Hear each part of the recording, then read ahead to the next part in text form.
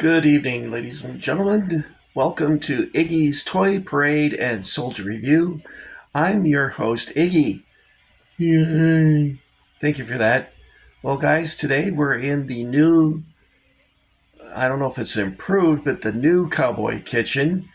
As you know from video a couple videos back, I had mentioned to you that I had moved, and we're now in the new kitchen. Pardon me.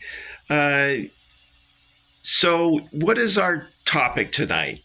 Yeah, that's a good question, Iggy, because last time you said stuff that I didn't really care for. I'm sorry about that. Yeah, pal, just try and keep it non-poisonal. Yeah, okay. Today we're going to talk about Hasbro's M1 Garand Rifle that they issued in 1964. And I have a few items to share with you today. But before we begin, let's take a look at how Hasbro presented their new rifle to kids and also to stores, retailers. Now, this booklet here is a reprint that I bought through, I believe, Cotswold Collectibles, and it's of their sales catalog from 1964.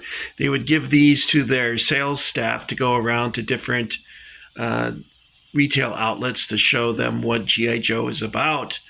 Now, they inaugurated G.I. Joe in 1964 in February at the New York Toy Fair, and it was a big hit, and G.I. Joe was launched. Now, today I want to talk to you about the M1 rifle. And as you can see here, the M1 was available in various sets. It came with the field jacket. You can see the M1 here. It also came with the sleeping bag. And then they issued it again on a card with a cartridge belt.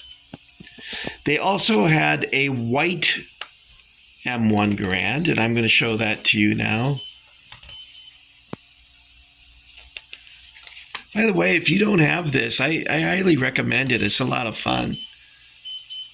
Okay, here we go.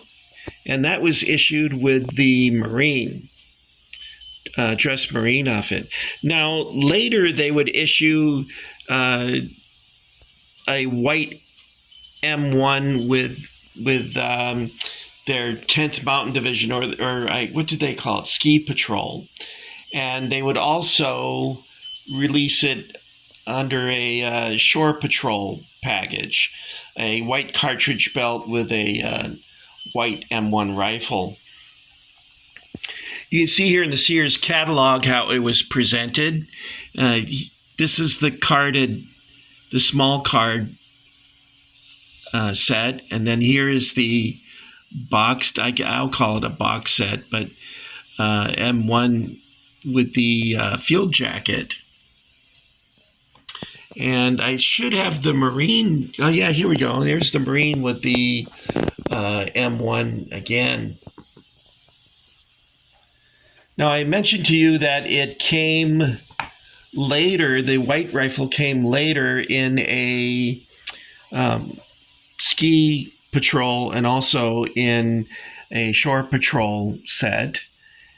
And let me see if I can find that. This book here is very useful. I really enjoy this book. I want to share it with you. This happens to be the third edition of the G.I. Joe Encyclopedia. And since we're talking about M1s, there he is holding an M1. Okay, let me see. I didn't mark the page because you know how I am. You know, I failed to mention something here, that the M1 was also available in the Beachhead Assault set. And maybe that didn't come out in 1964. No, they don't have it listed here, do they? That's interesting. Well, here it is. It was right in front of me. There's the Beachhead Assault set with the M1. And this is one of two packages that featured the Marine M1, and here it is on a Marine card. Okay, let's go back to the encyclopedia. And initially, the Shore Patrol just came with a 45, as you see here, and also in the set here. And then there's the M1 in white. Okay, let's move on. Oh, wait, there's the, is that the, yeah, that's the Marine M1.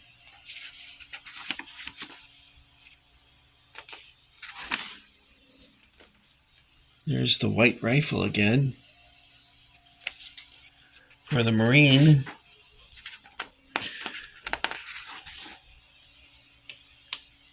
Did military police carry a white rifle? I don't ever remember seeing that. Where I was posted, we didn't have MPs. They did have gate security, of course, and they were sort of wannabe MPs.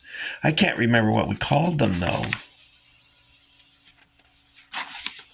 They were volunteers from various units on the post. Okay, here we go. I found it. This is the ski patrol set. And that's how you could, that's the only way you could get the helmet, by the way. And then here is the Shore Patrol rifle. They call it Navy Dress Parade. So let's take a look at a genuine 1964 Dress Parade rifle, which I have here. This is from Hasbro. This is dated, I think I got this in 1965. It does have, it is stamped Hasbro, but it doesn't have a date on it. I think the 40s, the repros have, it says 40 on them, but the originals just have Hasbro and then where it was made. Let's see if I can get you a close-up of that. You can tell I don't rehearse these videos, can't you? Can you see that? My glasses are very blurry, so I don't know if that's coming through for you or not. Hold on a second, guys. Let me clean my glasses. They're really smudgy. It's late at night here in Florida, and I didn't prepare this very well. Can you see it? No, you can't see it. I can't see it anyway. Anyway, what it says on the rifle, I had the wrong side. No wonder you couldn't see it. There. Can you see it now? It says Hasbro, and it also says Japan. It comes with a black sling, and you can see from this original that the sling is totally stretched out. Unfortunately, as the original items age, the elastic items stretch out. In fact, many G.I. Joes fall apart because the interior of the Joe is connected with elastic, and it stretches out, and then his arms fall off and his legs fall off. But that's the original Navy Dress Parade rifle. Now here's a original 1964 M1 Garand, and I think it should say, here we go. Can you guys see that? I can't see it. Hasbro Japan. And this has sort of a khaki green sling. That's actually my preference. I like the khaki green slings. And this rifle, though, is not from 1964, however. This I bought in, I believe, 1968 at Woolworth's on clearance. I think it was like 50 cents or something. I wish I could go back time and scoop up all that stuff they had on clearance. Oh my God. They had so much. And when I went back 2 weeks later, it was all gone. Not even dust bunnies. Everything was gone.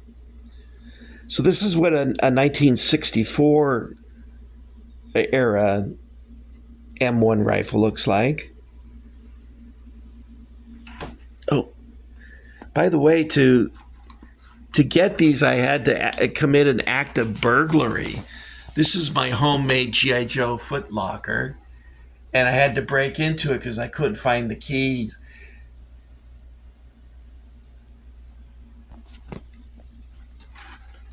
This is all my original G.I. Joe stuff, but it's also mixed with some 40 stuff in there too. And I have 4 G.I. Joes in here. At least I hope I do. It's been a while since I've gone through it. Now, I realized that I didn't have enough rifles for all my new Joes, so I bought some rifles from Cotswold Collectibles. You can still buy them at Cotswold Collectibles for $6.99. I bought a package of 4, and you can see here, it's virtually identical. It's slightly different at the end here, but you can see it's almost identical, except it has a black sling, and it says made in Cotswold, made in China. Give you the other side of it here too. God, my eyes are really blurry, guys. I'm having trouble seeing what I'm doing here. Okay. And I bought these on eBay in a package of 4, and it says battlegeartoys.com. So this might be a this might be a repackage. So I went to Battle Gear Toys, and they also sell M1s, but the detail on their M1 is a little better than this one, and it's a lot more expensive. The Cotswold Collectible M1 is $6.99, and the Battle Gear Toys M1 I think was $20 or something like that. So it'd be difficult to supply your new 40s with lots of rifles when you see how expensive it can be. At any rate, that's it for this time. I hope you guys enjoyed taking a look at these vintage and also reproduction M1 rifles by Hasbro and Cotswold Collectibles. And that's all I got for you this time. I want to thank you for coming along and getting Iggy with it. If you haven't subscribed, I'd really appreciate it, because with my last 2 videos, I think I lost 10 subscribers. That's right, Iggy. Don't get poisonal. Nobody wants to hear that. Yeah, I know. All right, anything, Your Majesty? Execute Order 66. I guess that's it.